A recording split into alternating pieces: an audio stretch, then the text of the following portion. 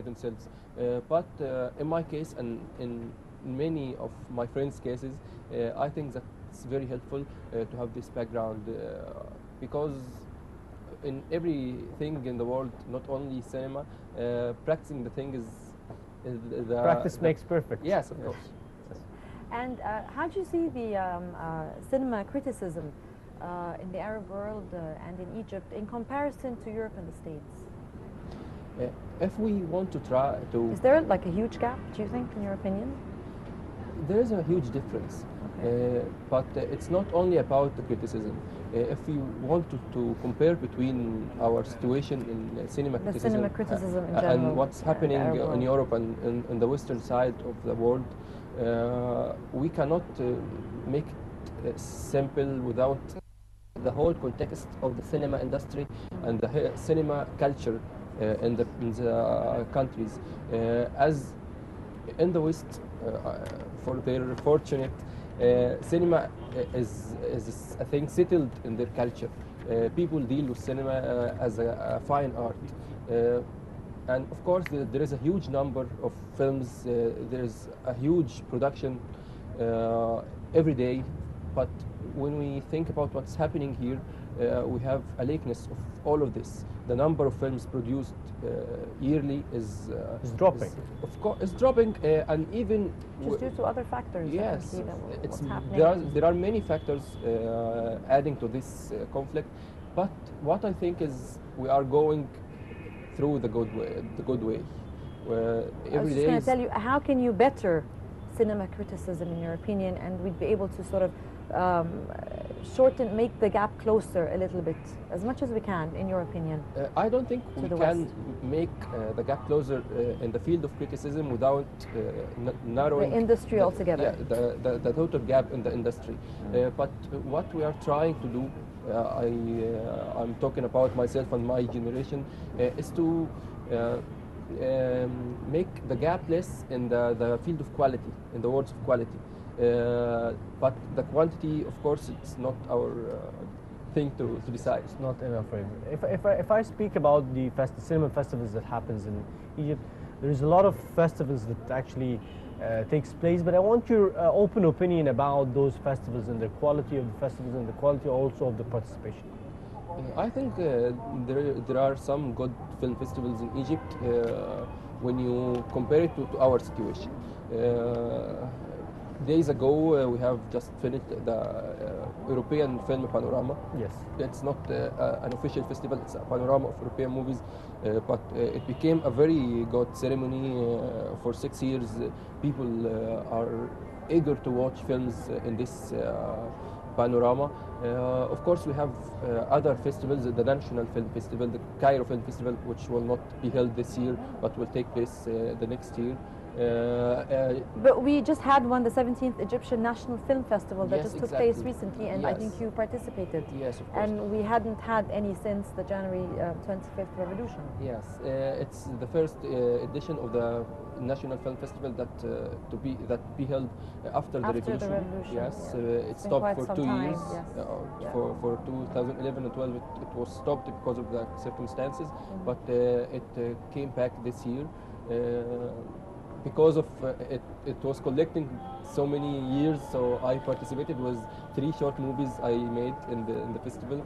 I made them on 2010 and 2011, but because of collecting many years, they were screened in You the can same. tell us about them? They're documentaries or what One were of them they? was a documentary.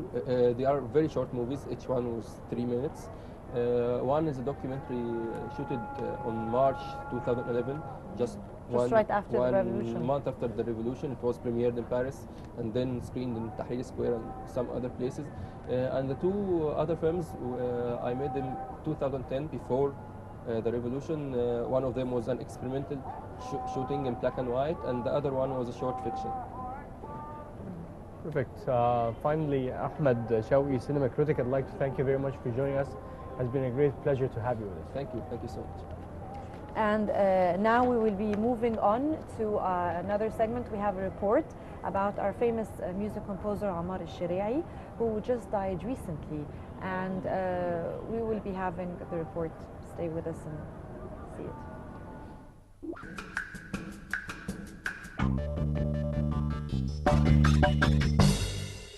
فقدت أتعلم إن كان للدنيا ربيعا فأنت نصف ربيع الآخر. أتذكر حينما أردت أن تحدثني حديث الصباح والمساء. Music has lost one of its greatest icons, Ammar al-Shira'i, a talented composer, musician and singer, leaving a big gap in the hearts of people he touched through his art. Ammar al-Shira'i was not only a musical innovator, but a good human being who touched the lives of many people and young artists he helped. These artists decided to honor his life and legacy by holding a concert called Loving al-Shira'i at the Academy for Culture and Arts Center's Said Darwish stage. His widow and son received an honorary placard for the Shira'i.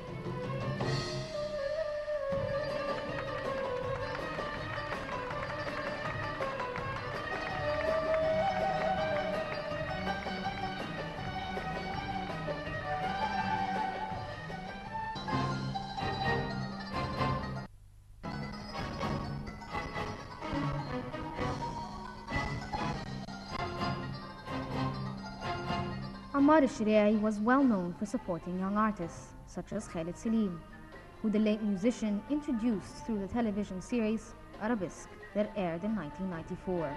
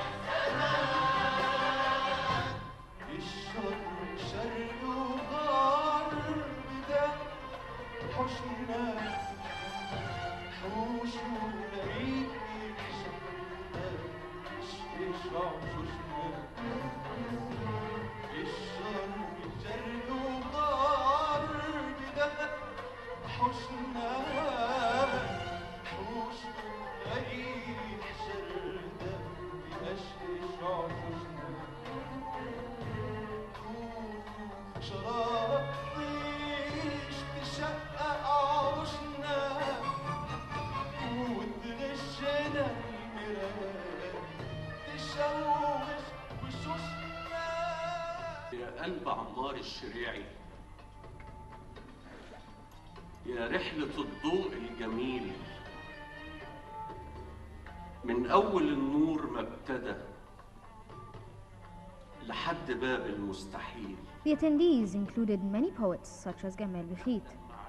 Many of the singers that attended the event had dreamt of working with Ammar al-Shira'i long before they got that chance. بحر النغم بيقول يا نيل مش راضي منك بالقليل، تعال نسهر كلنا ونغني غنوة حنينة دايبة في نور شمس الأصيل.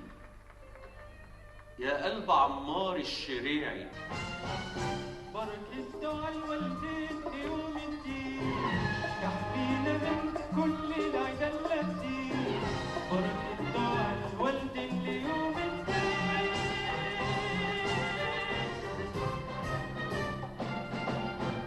بركة دعاء الوالدين ليوم الدين يحمينا من كل العدا التي بركة دعاء الوالدين ليوم الدين يحمينا من كل العدا التي وكلنا شاهدين وقلوبنا متاخدين وكلنا شاهدين وقلوبنا متاخدين وأميرة رجعت أميرة يا عبدي.